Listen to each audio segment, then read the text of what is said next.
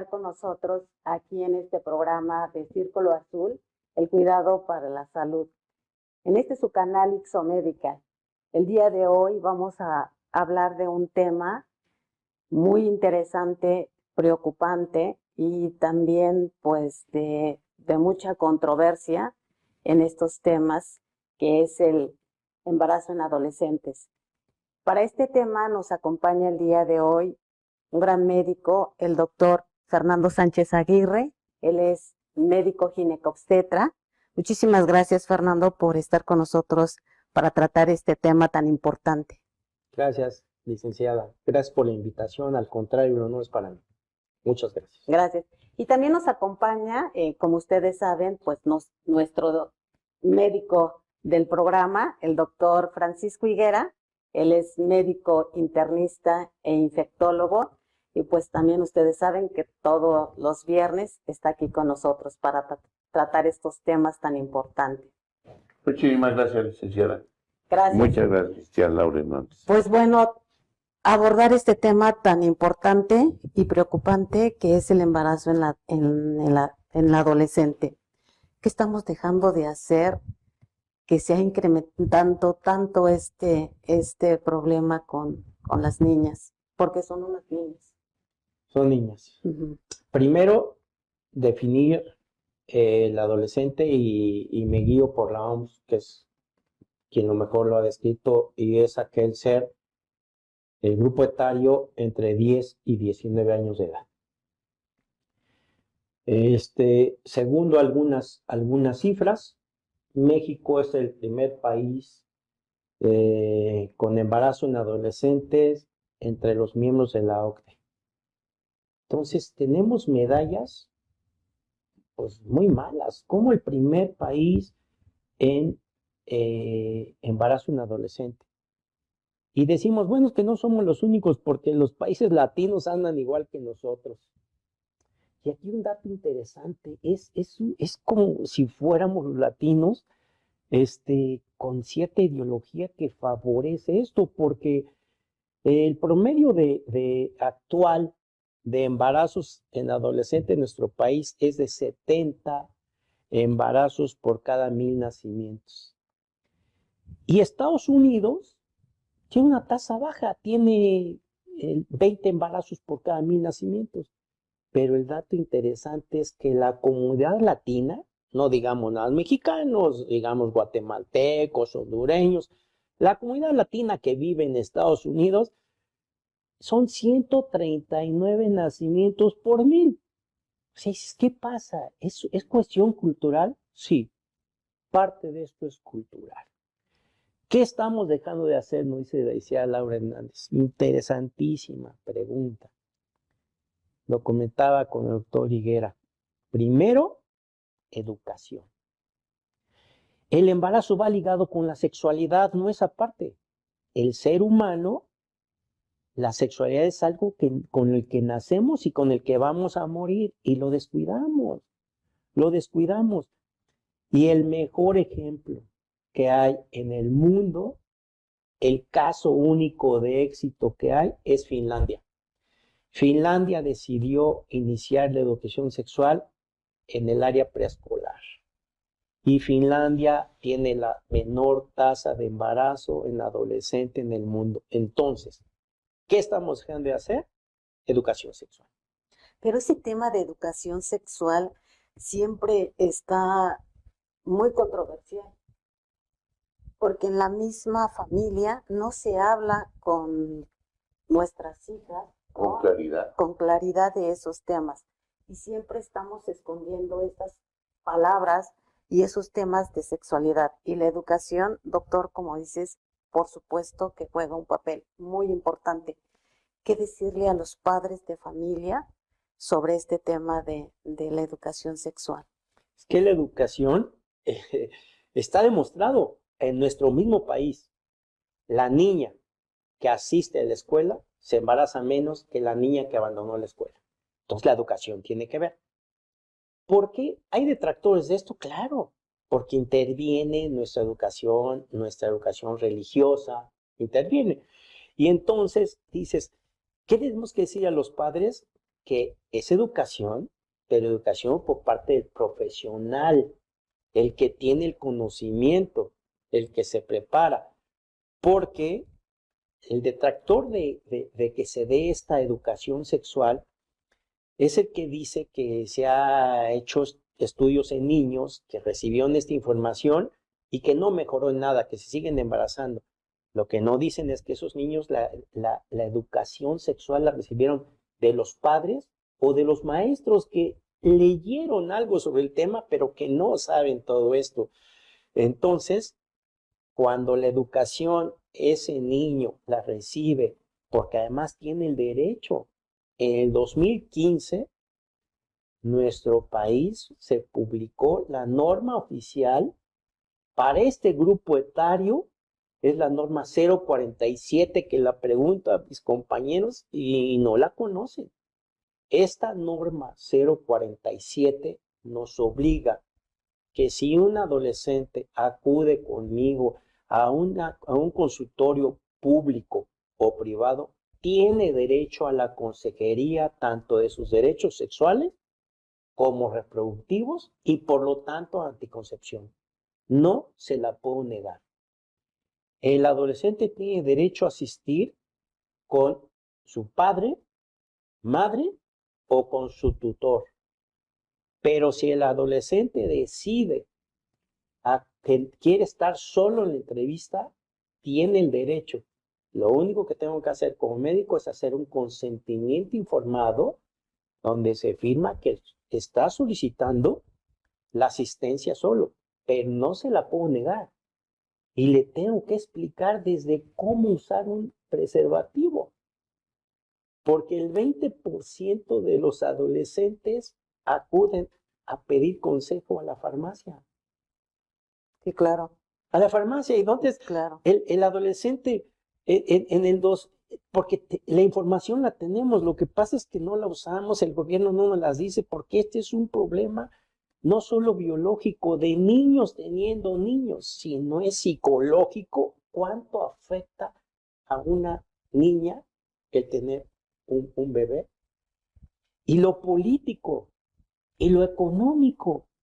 ¿Por qué? Porque estas niñas que tienen un embarazo son niñas que truncan su carrera y pudo haber sido una mujer que finalmente, si no se hubiera embarazado, hubiera terminado una preparación universitaria, se desempeñaría un mejor trabajo y no tiene que salir a buscar trabajo a una edad temprana porque tiene que mantener un hijo y tener la responsabilidad de un hijo. Entonces, son implicaciones graves que no hemos querido enfrentar porque no queremos enfrentar educar sexualmente a nuestros hijos, porque no conocemos los médicos las leyes, porque no hemos decidido y porque no hemos querido, no hemos tenido un líder, un gobierno que diga, a ver, vamos todos a enfrentar esto, porque ese problema es de todos, no nada más de uno solo. Como padres, ¿cómo actuar al enterarnos de que nuestra hija está embarazada?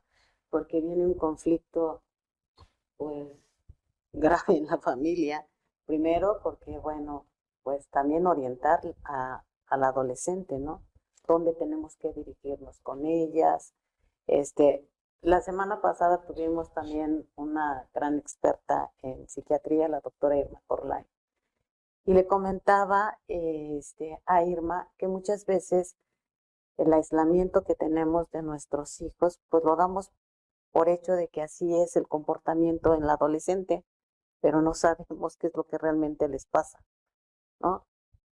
Y el adolescente viene del latín adolecer. O sea, él está formando, se está adquiriendo su personalidad, está entendiendo o sea, que hay muchas aristas en esto, que está viendo cambios en su cuerpo, que tiene que entender él sin conocer.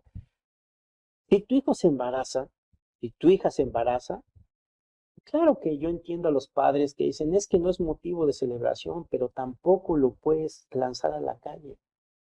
Porque si de por sí el adolescente es un ser vulnerable por sí. Si tú lo lanzas a la calle, va a ser presa fácil de todos, de muchos problemas en la calle. Para empezar, esa adolescente que ya se embarazó y que es lanzada a la calle, se va a volver a embarazar. Está bien establecido en todo el mundo que en los siguientes 2 años esa adolescente se va a embarazar. Y el embarazo de esa adolescente que lanzas a la calle es un embarazo de alto riesgo. Si de por sí el embarazo en adolescentes es de alto riesgo, ¿por qué? Porque aumenta la mortalidad materna. Cuando se embaraza una joven, una adolescente entre 15 y 19 años, la mortalidad materna se duplica. Sí, claro. Pero cuando se embaraza un adolescente entre 10 y 14 años, la mortalidad materna se quintuplica. ¿Qué es lo que sucede si lanzamos una niña a la calle? Primero, va a tener una deficiente vigilancia de ese embarazo. Ya, va a tener una deficiente vigilancia. La nutrición de ese embarazo va a ser inadecuada. Esas niñas, demostrado, cursan con anemia. ¿A qué lleva esto?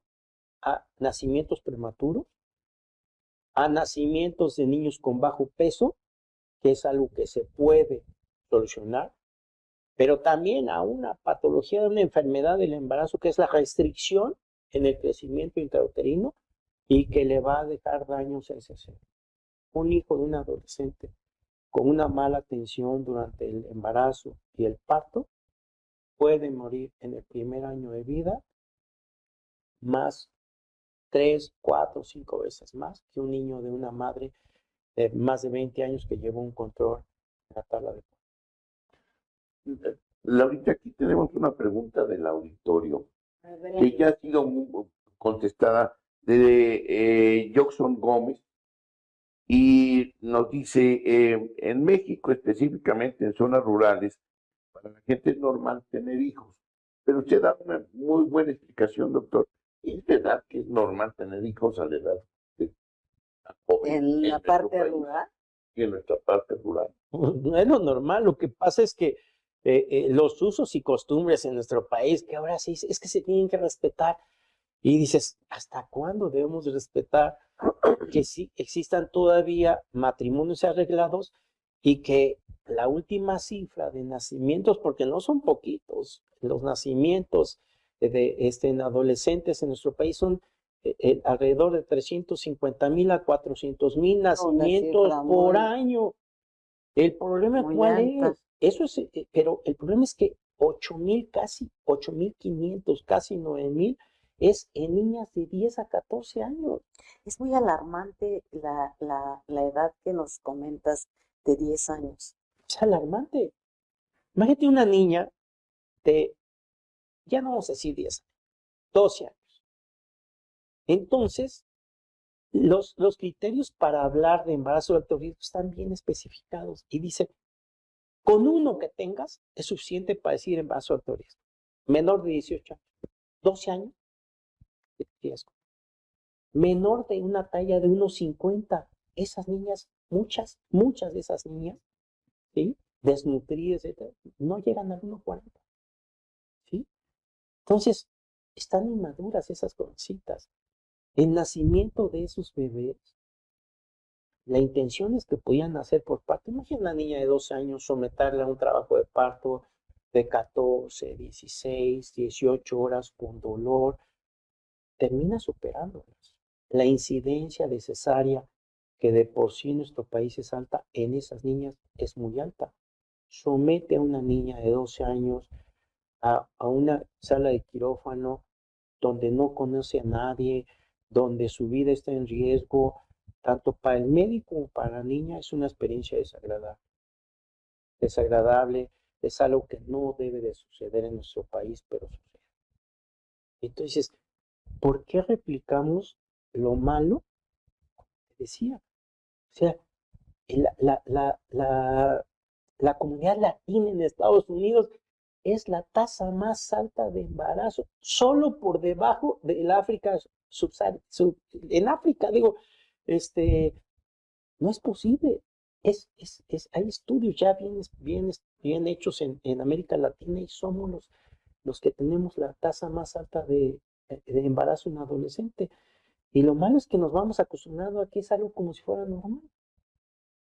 Ahora, yo cuando reviso las estadísticas decía, bueno, Guerrero, Chiapas, sí, Guerrero está en la tasa más alta actualmente, que ha incrementado 19 nacimientos por cada 1000, por 19 de los nacimientos en adolescentes por 1000 nacimientos.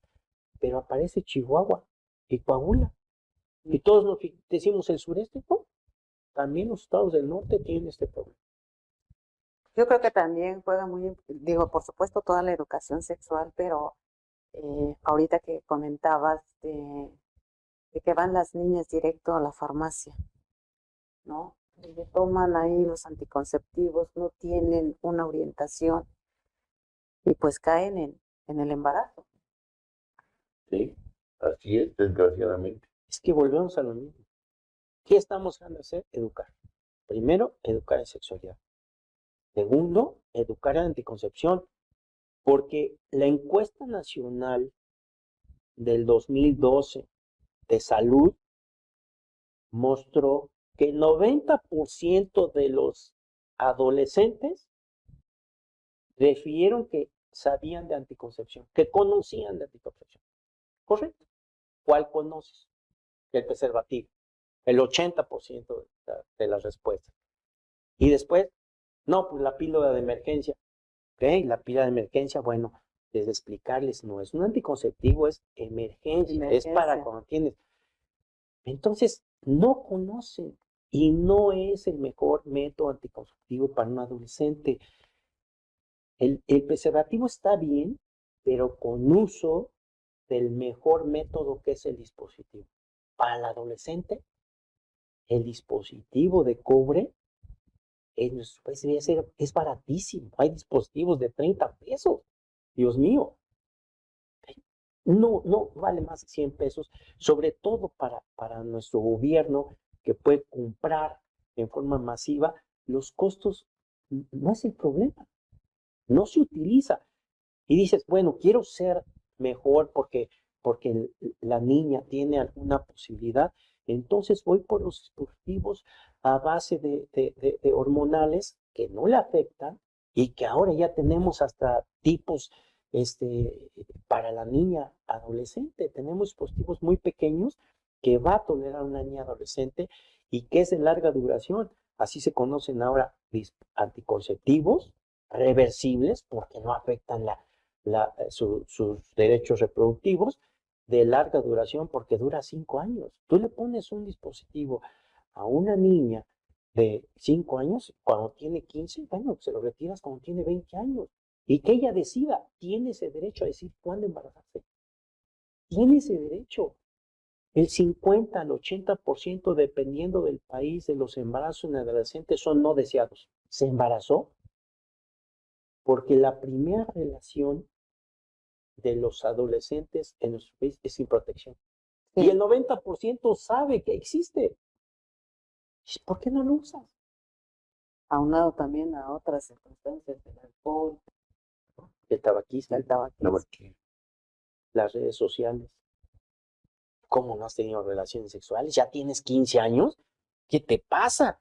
El resto de tus amiguitas ya tuvieron relaciones sexuales. Tú no puedes formar parte de este grupo si no has tenido relaciones sexuales. Te vamos a sacar. ¿Hay algunas instituciones que nosotros le podamos decir a la audiencia que se acerquen con sus hijos e hijas? Porque también nada más hablamos de la niña embarazada, pero yo siempre he dicho que también el niño en ese momento, ¿verdad?, contribuyó y está también embarazado, ¿no? Son de dos. ¿Hay algunas instituciones para poder decirle a la audiencia que se acerquen a esas instituciones para este tipo de educación? Tu médico de primer contacto ese debe ser, o sea, el médico general debe conocer ese tema, el pediatra debe de conocer ese tema, claro, ¿sí? Y el ginecobstetra, pues por supuesto que debe de conocer ese tema, pero si el médico internista de mis papás es el primer contacto, debe de conocer este tema porque el niño tiene que sentirse en confianza. Tiene que saber que es el médico de la familia, es tu pediatra que te ha estado atendiendo, que te pone la vacuna, que te revisa, que te checa y que algún día sea el que te diga la sexualidad es algo normal. Porque ahora en mi consultorio han llegado 2 niños transgénero y no sé si de veras el niño es transgénero o porque uno de ellos tiene un grupo de amigos, ya está en un chat de chicos transgénero y dices, ¿quién le deformó? ¿Realmente ese chico está conociendo? ¿Sabe? ¿Está informado? ¿Qué es? ¿Qué es? O simplemente por pertenecer a un grupo con el que se identifica, porque el adolescente, su autoestima puede estar muy dañada y puede ser la causa de que esté buscando acercarse a un grupo. Claro, sí, sí, la desorientación. Ese es el problema. Ujú. Entonces, en nuestro país existen algunas excepciones, pero el niño va a ver quién, a veces no permite que entre su papá, su mamá. El niño necesita sentirse en confianza. Asistir con alguien que la arrope. Claro. Y hay niños que nos alejan, ¿no? Como padres. Pues doctor, es un tema que podríamos estar horas y horas dedicados a él por la importancia, por la gravedad que ahorita se ha incrementado mucho, mucho, mucho en estos tiempos y creo que también venimos de otras décadas, pero creo que en esta década se ha incrementado muchísimo el embarazo en las adolescentes. Pues muchísimas gracias por acompañarnos a tratar este tema. Es un tema verdaderamente muy importante. Gracias, doctor Higuera, también por estar aquí con nosotros, como cada viernes estamos. Y gracias a ustedes por acompañarnos en su programa Círculo Azul. Muchísimas gracias por conectarse con nosotros cada viernes que tenemos estos temas dedicados para ustedes, que también por estos medios pues nos pueden llegar sus preguntas, pero sobre todo pues tener estas charlas con expertos y como dijo el doctor, acercarnos a ellos y que nos den una mejor orientación. Muchísimas gracias, soy Laura Hernández, tengan un lindo día. Gracias. Gracias por la invitación.